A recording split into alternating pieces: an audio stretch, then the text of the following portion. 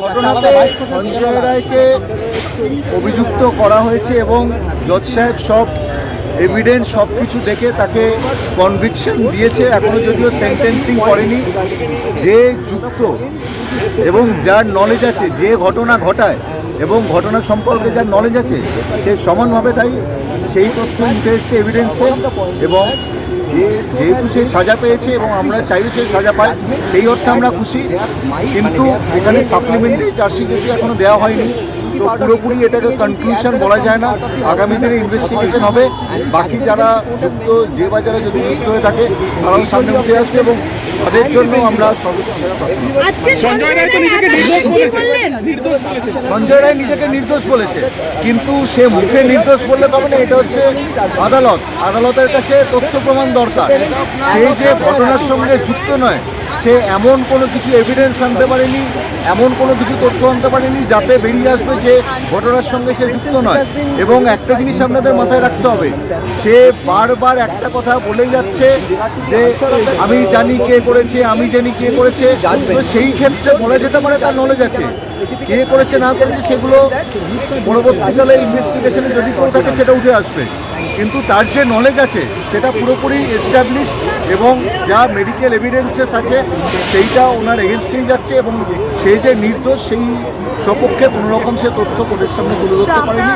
সেই জন্যই জজ সাহেব তাকে আজকে সাজা দেন। সোমবার দিনকে সর্বোচ্চ সাজা বা সর্বনিম্ন সাজা কি হতে পারে? যা সেকশন রয়েছে, এটাতে সর্বোচ্চ সাজা ক্যাপিটাল পানিশমেন্ট রয়েছে, মানে মৃত্যুদণ্ড। আমরা সেটাই প্রার্থনা করব, কেন যেই ঘটনা ঘটেছে, যেই নৃশংসতার সাথেই যেই ঘটনাটা ঘটেছে, তাতে দোষীদের বা দোষীদের আপাতত যেহেতু একজন রয়েছে তাই বলবো, যে বা যারা ঘটিয়েছে তাদের যাতে সর্বোচ্চ সাজা হয় সেটাই আমরা প্রার্থনা করেছি কোর্টের কাছে এবং সেটাই চাইবো। সেটাই যে বা যারা বলছেন একাধিক অভিযুক্ত থাকতে পারে, কি একাধিক অভিযুক্ত থাকতে পারে? হ্যাঁ, আইপিএস এর নির্দেশ অনুযায়ী কথাটা উল্লেখ করেনি। তার একটাই বক্তব্য, আইপিএসটা জানে, এইটাই উনি সঞ্জয় রায় আজকে কোর্টের সামনে বলেছেন। এবং ওনার অফিসিয়াল যা বক্তব্য, 20 তারিখে সেন্টেন্সিংয়ের আগে তাকে পুরোপুরি বলতে দেওয়া হবে শেষবারের মতো। সেই তার বক্তব্য 12:30 থেকে শুরু হবে। জজ সাহেব সেইটা শোনার পর সেকেন্ড হাফে তার কোয়ান্টাম অফ দ্য পানিশমেন্ট